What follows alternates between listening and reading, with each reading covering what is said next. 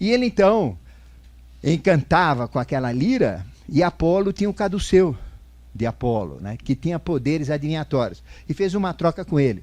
Aí então o que aconteceu? Hermes falou: eu te dou, mas você me dá todas as dicas da adivinhação dos poderes superiores que o caduceu tem. E Apolo então, que é Sol, passou tudo para ele, e aí ficou o grande Hermes.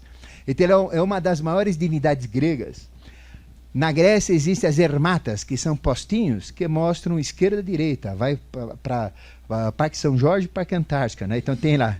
Então tem a ermata. Então mostra os caminhos. Então quem é Hermes? É aquele, como Exu, que mostra os caminhos. Vai para cá, é o que abre caminhos, faz a conexão com o sagrado. Como ele foi o primeiro ladrão famoso da história, que venceu e conseguiu glória, né? Então ele é o padroeiro dos ladrões, é o padroeiro dos viajantes. Então ele é o padroeiro de todo mundo, é uma das divindades mais cultuadas em toda a Grécia Antiga, não é? Então ele representa esse valor. E ele tem esse caduceu que dá os poderes. E esse caduceu é uma representação de todo o potencial dos poderes que nós temos. Formado pela... Nós temos o cérebro, que representa a bola do caduceu, onde tem as asas, que representam que o cérebro nos faz voar. Os limites dos nossos pensamentos é o limite das nossas possibilidades, não é isso? Então, as asas.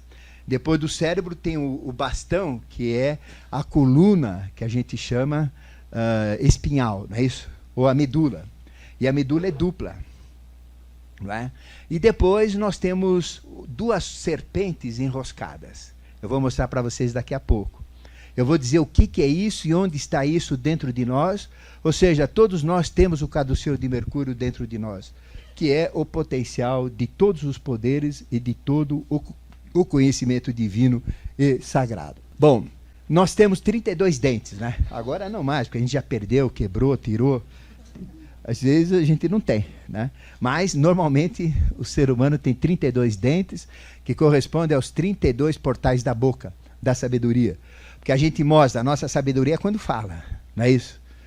Você conhece a Odília? Odília, não é aquela mulher que só fala besteira? Então, a gente tem, quando a gente abre a boca, a gente mostra o que fala. A boca é o nosso maior inimigo, não é isso? Porque está bem debaixo do nariz, a gente não enxerga a boca. Vocês conseguem enxergar a boca? A gente não enxerga, é o nosso maior inimigo. Pela boca a gente adquire todas as doenças, 95% das doenças, e a gente mostra toda a sabedoria que tem. Por isso que representa o portal de sabedoria, a boca. Nós temos na coluna vertebral 32 vértebras, e a 33ª é o Atlas, que segura a cabeça, onde a cabeça se encaixa e a gente tem esse movimento assim, não é? Certo? Então tem 32 vértebras. Então essas 32 vértebras da coluna vertebral estão ligadas a 32 pétalas de 32 pétalas de chakras, de 4 chakras, que dão todo o nosso potencial. 4 do físico, né, que é o raiz, que eu vou mostrar para vocês. 6 do esplênico dá 10. Mais 10 do umbilical dá 20. E mais 12 do cardíaco dá 32. E cada uma das pétalas dessas flores do conhecimento, né, que são os lótus do conhecimento, nós temos potenciais, que nós vamos falar e como desenvolver todos esses potenciais. Tá certo? Então nós temos 32 portais da sabedoria ou caminhos que unem as sefiras. A tradição oculta hebraica, ela fala das sefiras, das 10 sefirotes, que são as 10 anciãs do conhecimento. Então é aquela árvore sefirotal, né, que tem 10 bolas, né, isso, com letras hebraicas. E essas 10 bolas ou sefiras, elas são ligadas por 22 caminhos, que são os 22 arcanos. 10 sefiras mais 22 arcanos maiores dá os 32 portais da sabedoria. Então onde nós temos essas sefiras? Onde nós temos os 22 arcanos? Exatamente no caduceu de Mercúrio, que nós vamos mostrar para vocês. Ficou claro? As 32 pétalas dos 4 chakras, atuantes nos 4 corpos evolutivos, né? No físico, que tem 4, né? No etérico, que tem 6, no astral, que é umbilical, que tem 10, e no cardíaco, que é o mental, que tem 12, dá 32 portais, tá certo? 32, fazendo a redução, 3 mais 2 dá 5.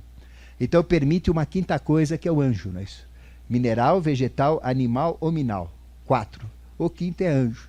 Então nós podemos entrar no reino angélico, podemos entrar no mundo do conhecimento angélico, numa quinta coisa, usando os 32 portais, cuja soma dá 5. Tá certo? Então, com isso, nós vamos abrir um quinto chakra. Então, nós temos 4 chakras que estão aí trabalhando normalmente. É o raiz, o esplênico, o umbilical e o cardíaco. À medida que eu for trabalhando, que eu for evoluindo, eu desperto um quinto que fica na garganta, chamado Vishuddha. Ficou claro? É o quinto chakra. E esse quinto chakra é exatamente o chakra espiritual que tem 16 pétalas, ou raios. 6 mais 1, 7. Dá todas as 7 possibilidades da evolução. Não é isso? A abertura desses chakras vai acordar mais um outro chakra. Então nós temos um chakra oculto que é esse que dá todos os poderes, que era o que Jesus tinha, que na tradição chama-se flor de ouro. Então nós temos 7 chakras, que a gente vai mostrar para vocês, e temos um oitavo, que é a síntese dos 7, chamada flor de ouro, chamado Vibhuti. Vocês já ouviram falar de Satya Sai Baba, que ele faz o Vibhuti, que é um pó, né, parece cinza, que sai de um sino, ele faz chover pó de todo lugar. Então é uma capacidade de prapti, é uma capacidade de realizar desejos que ele tem, é um dos poderes que ele tem. Ele não tem os 8 poderes, como tinha Jesus, mas um ele tem, que é essa capacidade do Vibhuti. Mas Vibhuti não é esse poder de Satya Sai Baba. Significa o nome deste chakra de 8 pétalas, chamado de flor de ouro. Então vamos somar 32, que são as pétalas desses 4, né? Mais 16, que é a pétala desse daqui, que é o cardíaco, que é o espiritual. Então é este chakra que nos leva para o espiritual. Este é físico, vital, astral, mental. Mineral, vegetal, animal ou minal. A gente não sai disso. Mas o quinto leva para o anjo. Então 32, que dá os 4. Mais 16, mais 8, quanto que dá? 56. Então ele dá o padrão dos arcanos menores, que são 56 cartas do tarô menor. Ficou claro? Então nós temos o tarô maior dentro de nós e temos o tarô menor dentro de nós também. O tarô menor identifica o homem e a mulher, dá os padrões evolutivos da personalidade e os poderes da personalidade. O tarô maior conta a mitologia, conta a numerologia, a astrologia, todas as gias que tem por aí, não é isso? E o envolvimento das hierarquias com a própria humanidade, é o tarô maior. Conta a história da humanidade, a história do nosso planeta. Mas os arcanos menores contam a história individual. Então nós temos, à medida que a gente trabalha estas pétalas, tudo que eu vou falar para vocês, a gente vai realizando os arcanos menores. E eu só vou ter os meus poderes completos quando eu tiver os arcanos menores trabalhados em mim. Tá? Então, nós sabemos que 56 dividido por 4 dá quanto? 14. São as 14 cartas do baralho comum, né? Ou do baralho cigano. Não é isso? Então nós temos do asa ao 10, depois nós temos o quê? O valete, o cavaleiro, a rainha e o rei. Então, isto equivale a um registro que nós temos no chakra cardíaco, que tem 12 pétalas. Mas quando eu busco a espiritualidade, surgem mais 2 pétalas. São 12 amarelas douradas. Mas tem uma vermelha e uma verde que surge. Aí eu fico com 14 pétalas. Aí dá 4 naipes. Quais são os naipes que a gente tem? A gente tem ouro, que é masculino. E tem espada, que é masculino. Então nós temos 14 fatores positivos ou valores, que a gente chama de skandhas positivas para o homem, que é ouro. E temos 14 defeitos cruciais que todo homem tem, não é isso que tem que trabalhar, que chama-se nidanas, ou fatores negativos, que é espada. Então o homem trabalha ouro e espada. Com a espada ele mata, faz guerra, etc. E com o ouro é a riqueza que ele tem, né, que ele acumula. E a mulher é a mesma coisa. Só que ele tem as cartas femininas, que são copas, não é isso? A gente chama de copa ou taça, também é uma taça ou copas, coração, que são os 14 aspectos positivos que a mulher tem, não é isso? Na tônica da mulher. Os valores são os mesmos, só que na tônica do homem é mental, na tônica da mulher é emocional. São os mesmos valores, só que para o homem é mental, para a mulher é emocional. E a mulher tem 14 fatores negativos, chamados nidanas, que prejudicam a evolução da mulher, que representa paus. Então, dá todo o jogo dos 56 arcanos. Ficou claro? Menores. Então, quando a gente trabalha os CIDs, fazer os exercícios que eu vou dar para vocês, a gente vai trabalhar os 56 arcanos menores. E se eu tiver os 56 trabalhados, pronto, eu tenho todos os meus poderes despertos. Porque eu tenho o meu arcano maior também, que vai ser aberto automaticamente. Mas para abrir os arcanos maiores dentro de mim, eu tenho que abrir primeiro os arcanos menores, que sou eu, como personalidade. Ficou claro? Então aqui nós temos o jogo do caduceu, que nós vamos falar bastante daqui para frente.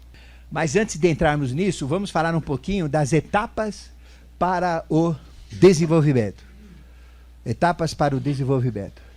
Nós temos que ter uma postura. Espera aí, vocês acreditam que vocês têm poderes? Se não acreditam, não vai nem fazer nada, né? Então não adianta. Eu acho que isso é balela. Então, meu filho, vai assistir o jogo do Corinthians. Não é isso? Não, eu acredito. Então, vamos estudar, vamos praticar, vamos lá. Então, tem que ter uma postura. Vocês acham que vocês não têm poderes dentro de vocês? Vocês já pensaram nisso? Vocês têm poderes. Santo Agostinho, o que ele falava? Somos deuses mais esquecidos que somos. Não é isso? Fomos e esquecemos. Então, nós temos poderes, temos capacidade. Então, a primeira coisa, a pessoa tem que ter essa convicção, que eu tenho poder. Aí eu vou fazer uma magia, né? Aí eu pego no domingo, pego a galinha, pego o frango, pego vela, uma macumba, né? Mas caramba, eu vou fazer uma macumba, que é uma magia baixa, né? Mas caramba, eu não acredito na magia. Vai funcionar? Não, só vai funcionar se eu tiver fé, convicção, se eu acreditar naquilo. Então, a primeira coisa, nós temos que ter uma postura frente aos poderes. Eu tenho que acreditar nos poderes. Se a Bíblia diz que Jesus fazia aquilo, nunca ninguém viu Jesus, sei lá eu se alguém inventou aquilo, não é isso? Não sei. Mas, caramba, eu tenho que acreditar que aquilo é possível. Né? Eu tenho que acreditar que existem poderes, que é possível fazer aquilo. Porque, veja, você não precisa pensar muito, não. Cada mulher é uma maga, por natureza. Ou seja, ela tem o óvulo, a mulher ovula 400 vezes na vida dela. 400 vezes. Se durar 10 meses, poderia ter cada mulher 40 filhos, se não falhar um, né? Se for mulher, daquela de bala firme, né? Então tem sempre bala na agulha. Né? Então, café no bule, né? Então veja, se ela puder ter 40 filhos de 4 tipos, ou 10 de cada tipo. É isso? Mas veja só, quando uma mulher engravida, aquele óvulo de 0,2 milímetros que cai na cavidade abdominal, a trompa de Eustáquio joga, né? Cai, vai lá para o útero, e se chegar um espermatozoide, um só, não precisa ter milhões, não, já fecundou. Aí o que acontece? Aí começa a magia. O que a mulher faz? Ela transforma pizza, nhoque, picanha, caldo de cana, não é isso? Pão, leite, café, em quê? Num ser humano. Então já pensou dentro do útero de uma mulher formar um ser? Isso não é magia, gente? Não é uma transformação? Como vocês foram formados? Vocês foram formados em cima do quê? De nhoque, de pizza, de feijoada, ou do que vocês foram formados? Agora houve uma magia dentro da mulher, transformando sangue em dente, sangue em cabelo, sangue em olho, sangue em fígado, sangue em coração e sangue em sangue. Não é magia? Então existem poderes, a mulher tem esse poder. Veja o poder que tem na natureza, o poder que existe no universo. É só admitir que ele existe dentro de mim também, porque eu sou aspecto de Deus, não é isso? Então a gente tem que ter essa postura. Nós temos que ter regras. Se eu estou buscando o espiritual para adquirir poderes, então eu não posso ser materialista e ateu. Às vezes o ateu é até mais espiritualizado do que quem é espiritualista. Não estou dizendo isso. Mas eu estou dizendo, a gente tem que buscar o espiritual, tem que buscar o sagrado, tem que buscar o invisível, tem que buscar os mundos suprassensíveis, né? Tem que acreditar que esses mundos existem. Não existe nada. Morreu, enterrou, acabou. Não, peraí, não é bem assim. Então eu tenho que acreditar num Deus, tenho que acreditar em algo espiritual, em algo poderoso, em algo transformador. Ficou claro? É uma postura. Senão, não vou chegar a lugar nenhum. Eu tenho que ter uma estruturação pessoal também. Ou seja, eu quero despertar poderes, mas eu só tomo cachaça e durmo debaixo da ponte, dia e noite. Não quero saber de nada. Né? Eu estou inconsciente. Eu só injeto coisa na droga em mim. Caramba, eu vou chegar ao quê? Ah, eu já tomei ruasca, já cheirei cola, já usei droga, já fiz isso. Não, peraí, mas você vai chegar onde, meu filho? Você vai morrer. Você não vai chegar a lugar nenhum. Não é isso? Ah, é uma postura, peraí. E qual é a postura para quem busca os poderes superiores? Não precisa de droga nenhuma. Ficou claro? Nada. Nós não precisamos usar nada. Chá de nada, droga de nada. A gente só usa uma coisa na alta magia. Sabe o que, que é? Água. Só. Mais nada. Nem sangue usa. Porque a água vira sangue. Certo? Na magia. Então, veja, não precisa de nada. Então, nós temos que ter uma preparação. Junto com essa postura, nós temos que eliminar os medos. Ah, mas eu tenho medo. Pronto, você já está com o breque puxado. Tem medo, não vai a lugar nenhum. Então não pode ter medo, não. Vai lá, seja cara de pau, enfrenta. Não tenha medo, não. E você tem que fortalecer os seus motivos. Eu quero ter poderes. Por quê? Porque eu quero evoluir. Quero ter mais consciência. Quero ajudar os outros. Eu quero ser feliz, gente. E quando eu tenho poder, eu transformo qualquer infelicidade em felicidade. Eu transformo miséria em riqueza. Eu transformo doença em saúde. É isso que eu quero. Ficou claro? Você tem que ter essa motivação. Eu quero ter poder para autotransformar e levar uma vida digna, uma vida gostosa, uma vida deliciosa, como aquela que é vivida dentro do Parque Antártica.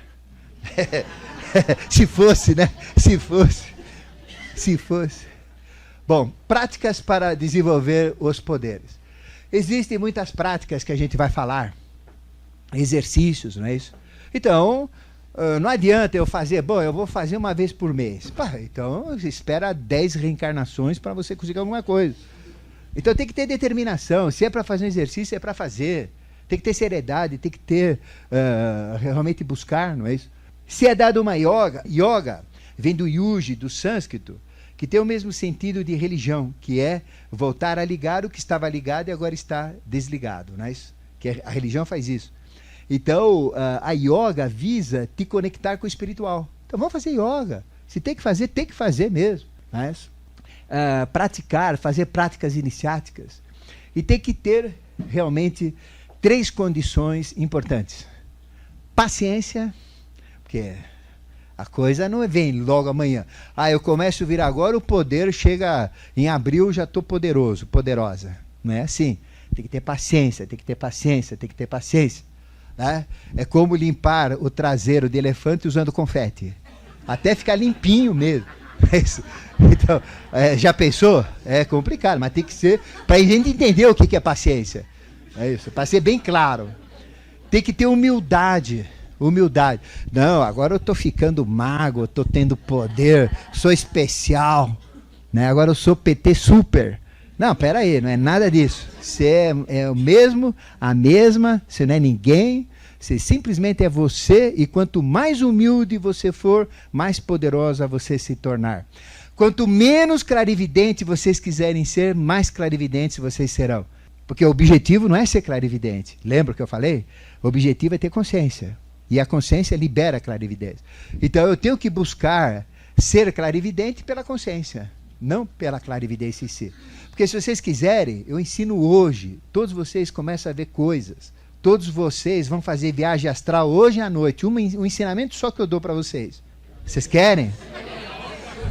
Sabe o que vai acontecer? Vocês vão ver lixo, vocês vão ver entidade porca, suja, imunda, babenta, vocês vão ver íncubos, súcubos que vão atacar vocês, porque vocês estão com valores dentro de vocês que tem que ser transformados. Por isso que não é dado, porque só dá encrenca. A gente ensina a fazer viagem astral, em vez de ele ir para o astral, ele vai para o esgoto. Ele vai lá para o Rio Tietê, debaixo do Rio Tietê.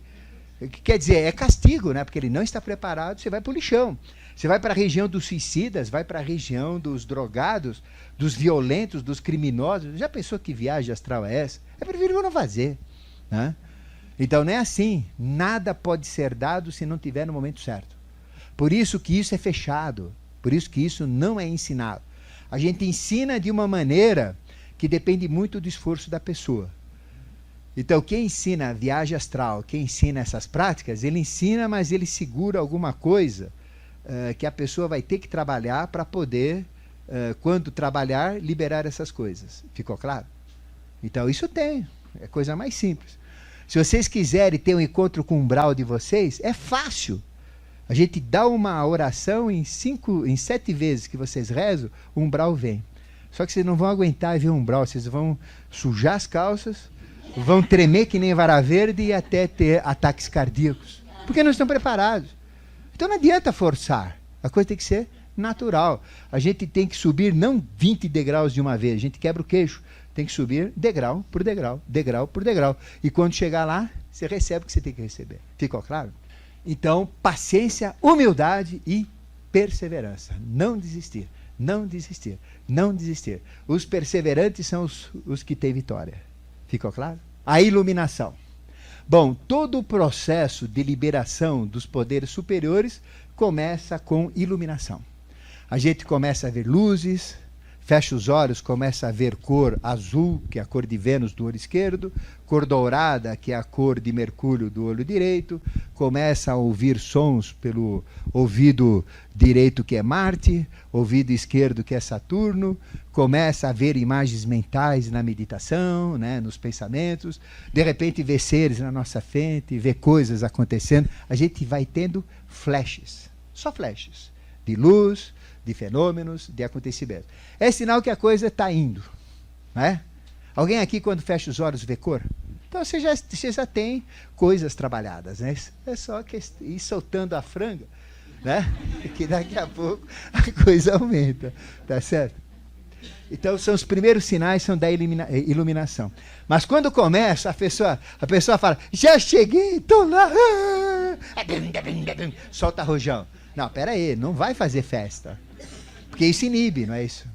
Ah, eu vou sair e vou contar para todo mundo. Aí que não vem mais nada, meu. Não, mas eu vi um homem lá. Aí eu vi um sinal lindo que apareceu para mim. Era um arcano, era um símbolo. E conta para a vizinha, conta para o cara da feira, o peixeiro. Peraí, acabou. Eles têm merecimento para ganhar isso? Tem valor para ganhar isso? Não, então não pode contar. Então aqui vem sigilo também. Eu não escrevi ali, depois da perseverança, sigilo. O que acontece com vocês é de vocês. Nem o marido que está do lado lá, com o cemitério do frango roncando, vocês têm que contar. Nem a esposa, bonitinha, fiel, engraçadinha, que quer saber tudo da tua vida, não pode contar. Tem que ser segredo. Nem para a sogra, nem para a mãe, nem para ninguém. Ficou claro? Nem para o padre. Então, ali também vocês coloquem mais uma exigência que chama-se silêncio. Ó. Bico de siri. Por exemplo, você viu o seu vizinho numa situação irregular. Aí você chega, toca a campainha da vizinha e conta para a vizinha. Você vai ser o dedo, né, que vai criar discórdias, problemas e até crime. Então, não é minha vida, não é problema meu. Ele está com uma sirigaita lá, o problema é dele. Não quero nem saber, ele que paga o pato. Não é isso? Então, às vezes o silêncio é a melhor coisa. E na iniciação, o silêncio é fundamental. Bom, fora isso, na iluminação, começam esses sinais luminosos, cores, não é isso? E a gente, então, não tem que se entusiasmar, não. Deixa a coisa normal, que ela vai crescendo, vai encorpando e a coisa vai. Não adianta já falar, já cheguei lá. Chegou nada, ali foi só um flash, coisa muito mais forte. A iniciação para a liberação dos poderes. Quando nós estamos nessa busca, eu não preciso ter mestre nenhum. Por quê? Porque eu já tenho mestre. Onde está meu mestre? Onde está o mestre de vocês? Dentro de vocês. Por isso que nós não devemos seguir mestre nenhum. Cabeludo, barbudo, roupa preta, ou então turbante branco na cabeça, colar aqui, é mestre disso, mestre daquilo. Cai fora que é fria. Não existem mestres. Porque esses mestres que falam que são mestres paraguaios, com todo o respeito ao Paraguai. Não é isso? São mestres fajutos, são mestres enganosos, não é isso? Comerciais. Então não pode. Então nós não podemos aceitar mestre nenhum. Eles servem apenas de referência, como modelos para a gente poder, se quiser, seguir, mas não seguir, ultrapassá-los. Nós temos que ultrapassar os mestres. Então o nosso verdadeiro mestre está dentro de nós mesmos. Então, quando você quer ter poder, quando você quer ter consciência, quando você quer mudar o seu karma, quer mudar a sua vida, você não tem que pedir para ninguém lá fora. Pede aqui dentro de você. Eu quero e vou mudar. Pronto. O maior poder que nós temos é o livre-arbítrio. Não existe poder maior do que o livre-arbítrio. O diabo, o mal, Satanás, Beelzebul, anticristo, não tem poder nenhum sobre nós. Ele enche a paciência, perturba, faz a gente sofrer, machuca, não é isso? Mas ele não é nosso dono, não.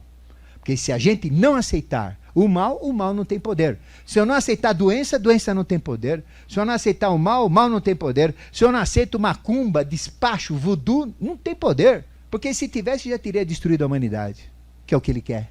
Da mesma maneira, Jesus não tem poder nenhum. Maria, Santo Antônio, São Benedito, São Expedito, São Cipriano, ninguém tem poder. Porque se tivesse, já teria salvo a humanidade. Por quê? Por que não tem poder? Por causa do livre-arbítrio.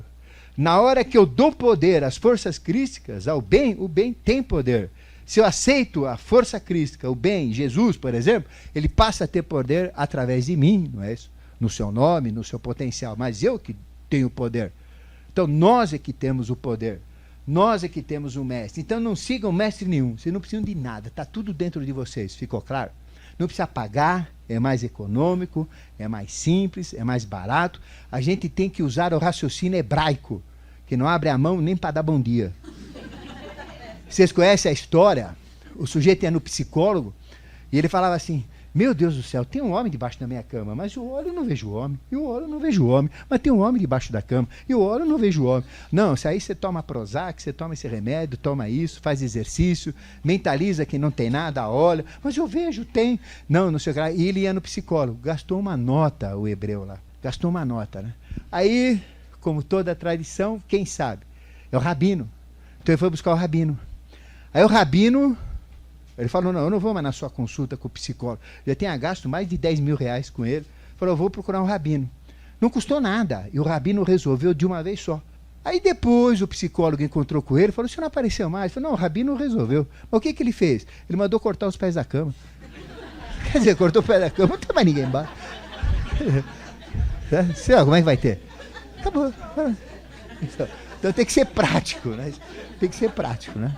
Então quando a gente busca, tem alguém acompanhando o nosso processo. Quem é? A nossa consciência. Você já sentiram aquela voz da consciência que fala: não faz, a gente faz, não faz, a gente faz, não faz. Você já sentiram a voz da consciência, não é isso? Aquilo que provoca vergonha, que provoca questionamentos interiores. Então, isso vem do nosso espírito. Nós temos o espírito dentro de nós, que é o nosso mestre. Esse foi quem nos criou. Então nós temos assistência 24 horas dele. E é ele que vai liberar a gente. Porque ele é o aspecto de Deus dentro de nós. Ele sabe melhor do que qualquer um. E esse ninguém engana. A gente pode enganar todo mundo. Mas enganar a nós mesmos com esse que está lá dentro, a gente não engana, não. Por isso que a tradição espiritualista, ela diz, as tradições, o que elas dizem? Que Deus vê 24 horas a gente, né? Diuturnamente, nada escapa do olho de Deus. Lógico, ele está dentro de nós. Então nós vamos ter assistência 24 horas. Gratuita, gente. Não é Porto Seguro, mas funciona. Então está dentro de nós. Então 24 horas.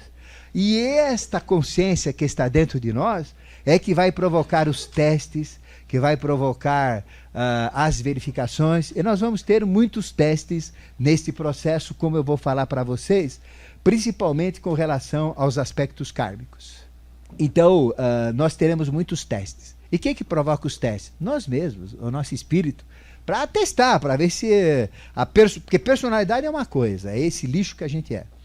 Espírito é outra essência, é valor, é coisa boa, é consciência, não é isso? Então, espírito é uma coisa, personalidade é outra. E qual é o nosso trabalho? Transformar os valores da personalidade nos valores da individualidade. Até chegar no momento do Om Mani Padme Hum. Eu sou tu, tu és eu, ó mestre. Eu tenho dupla consciência. Eu sou Deus criador e sou a criatura criada. Então é a dupla consciência. Só que a gente está longe disso, né? Nem sabe que ele existe, nem sabe onde ele está, nem sabe como é que ele é. E esse processo vai fazendo esta conexão. Então, os aspectos kármicos, eles vão automaticamente sendo ajustados. Todos nós temos um karma. E o karma é distribuído ao longo da vida. Por exemplo, nós estamos no final de ciclo. Então, a carga kármica em cima de cada um, até 2005, vai ser grande. Vocês estão percebendo isso na vida de vocês, não é? É quebra-perna, quebra-braço, é acidente, é problema, é não sei o que lá. Quem tem conta tem que pagar agora. Isso é geral, gente, não é pessoal. Eu estou pagando um karma desgraçado, eu não sabia que era tão ruim assim, né? Mas a gente paga, vai pagando, faz parte. Porque a gente tem um julgamento. E o fato de eu estar pagando é bom. É sinal que eu tenho um valor, que estão me reconhecendo, eu estou pagando para poder continuar no jogo aí. Porque tem cara que já foi desistido, mulher, homem que já... Não, esse larga aí. Principalmente lá no Senado, lá nos deputados federais, estaduais, já estão lá, rouba à vontade que... Não, o que você faz daqui para frente é lucro pro diabo. Não é isso? Você vai pagar. Mas você não tem nem jeito de ser transformado. Aproveita aí. Ajuda a provocar miséria. Então eles são os maiores facilitadores do diabo e do anticristo. Porque são eles que, com essa corrupção nojenta, provocam desemprego, provocam miséria, provocam doenças, hospitais sem remédio, gente sofrendo, gente nos corredores. Eles não vão pagar nada por isso? Lógico que paga. Lógico que paga. E os antigos, tanto os romanos, os gregos, os egípcios, o que diziam? Que o pior crime é o crime político, que levava a pessoa lá para o inferno onde ninguém tira. Qualquer outro crime, podia matar quantas pessoas quisesse, fazer qualquer erro, ainda tinha negociação para você voltar. Então você voltava pela mente em psicose, através de um corpo de um homem, de um animal, né? Ou de um vegetal. Mas tinha crime que você nunca voltava, é expiação eterna, é crime político, e Deus queira que seja verdade. Porque aí a gente pelo menos fica feliz, tá certo? Então, os aspectos kármicos, à medida que a gente busca a iniciação, a gente vai sendo tratado. Aí me deu uma doença e entrei em desespero. Você não está preparado, pô. Caramba, te deu uma paulada, você já pediu água? Não, então, essas coisas fazem parte. Agora, se eu não tiver muito karma para pagar, eu não vou ter problema nenhum, concordo? Mas se eu tiver, as coisas acontecem. Mas, eu só vou conseguir ter poder para que eu possa administrar, sabe quando? Que é o grande teste nosso. Quando eu tiver capacidade de administrar o meu karma. Quando eu tiver capacidade de administrar o karma. Então, dentro da busca dos poderes maiores, existe um encontro chamado encontro com umbral. O que é umbral? É a personificação da nossa alma, não de uma vida, mas de todas as vidas. Qual é a nossa idade? 1.664.501.103 anos. Com várias vezes os homens e mulheres. Imagina o que a gente já fez de besteira aí. Não é isso? No passado. Se nós somos... A gente fala dos nossos irmãos na penitenciária, na cadeia. Nós fizemos as mesmas coisas. Senão nós não seríamos o que somos hoje. Porque saímos dos erros e hoje erramos menos. Nós já fizemos besteiras que você não faz ideia. Graças a Deus nós somos assim porque já fizemos coisas piores e agora administramos isso. Mas nós temos tudo isso em latência dentro de nós. Então imagina todas as vidas de vocês personificada num ser espectral na frente de vocês. Horroroso! Imagina um monstro feio, horroroso, desgraçado, nojento e asqueroso, que representa toda a maldade que você fez em todas as suas vidas, na tua frente. O que acontece? Ninguém aguenta. O cara morre do coração. É tão feio que é impossível ser desenhado, ser descrito, ser falado, de tão feio que ele é. É horripilante. Quando a gente vê, fica arrepiado da ponta da cabeça aos pés. Chama-se encontro com umbral. Não é isso? Mas existem regras. Só vê este ser espectral que se manifesta na frente de uma pessoa como o karma dele, quem tem condições de passar. Ou seja, o nosso espírito, as hierarquias espirituais que estão juntas, ela sabe que nós vamos passar, porque eles têm capacidades superiores. Então, se nós passarmos no teste, ele é mostrado. Se nós não tivermos capacidade de passar, de enfrentar esse bicho feio, ele nunca vai ser mostrado para nós. Ficou claro? Então é tranquilo. Se eu encontro, você já sabe que já, se vocês virem, não é isso? Você já fala, bom, o bicho é feio, sou eu mesmo. Lindão, gatão. Então imagina que você está vendo o Parque São Jorge personificado e pronto. Então está ali o bichão. Então você vê aquele bicho feio. Só que acontece uma coisa, ele nunca mais vai sair da tua visão. e só nós vemos. Ele fica do lado aqui. Fica quieto. Ele fica do lado aqui, né? Ele fica do lado, fica atrás, está aqui, está sempre aqui. Tá, é um bicho feio, horroroso. Então o que é isso? É o teu karma. E por que ele é personificado como o seu karma? Porque daí para frente, as hierarquias que cuidam do karma não botam mais a mão nessa cumbuca. Ele é teu. Cuida do teu filho. Essa é a regra. E qual é o prêmio? Se eu conseguir cuidar desse mucorongo, eu ganho o prêmio. Ficou claro? Só que isso é feio. Mas é maravilhoso, gente. Porque eu sei a minha realidade. É só olhar, eu vejo o bicho. Eu sou isso daí. Eu fiz isso daí, né? E qual é a minha missão? É transformar esse mucorongo de corintiano feio num ser lindo de morrer. Não é isso? É o que eu tenho que fazer. E, a partir de então, eu nunca mais vou ter dúvida de qualquer coisa que eu faço, se é certa ou se é errada. Porque se reflete nele diretamente. Se eu faço uma coisa errada, eu olho para ele, ficou mais feio.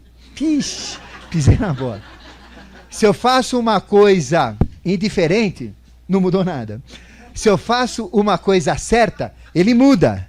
Ele mostra flashes de luz, ele começa a ser menos feio, né? Então, qual é a minha missão? É transformar esse umbral num ser perfeito, num ser lindo. Aí eu vou ter o segundo encontro com o umbral, que é o meu mestre. Esse é meu mestre, ficou claro? Então ele se transforma em tudo que eu tenho de ruim para que eu trabalhe. Ele se mostra tudo que é de ruim dentro de mim. Aí eu vou transformando tudo que é de ruim. E esse ser, então, ele vai ser transformado num ser de luz. Um ser lindo, de luz. E aí eu chego naquele momento. Om Mani Padme Hum, né? Eu sou tu, tu és eu, ó mestre. Que todo mundo fala, mas ninguém sabe disso, né? Então, aí você encontra o seu mestre, a sua realidade. Aí você é Deus Criador, que é Ele, e você é a criatura. Você tem a visão de todas as suas vidas e você está zerado. Você pagou todo o seu karma. Então, conclusão. Antes de acontecer isso, você já começa a ter poderes. Por que você tem poder? Para transformar isso mais rápido. Ficou claro?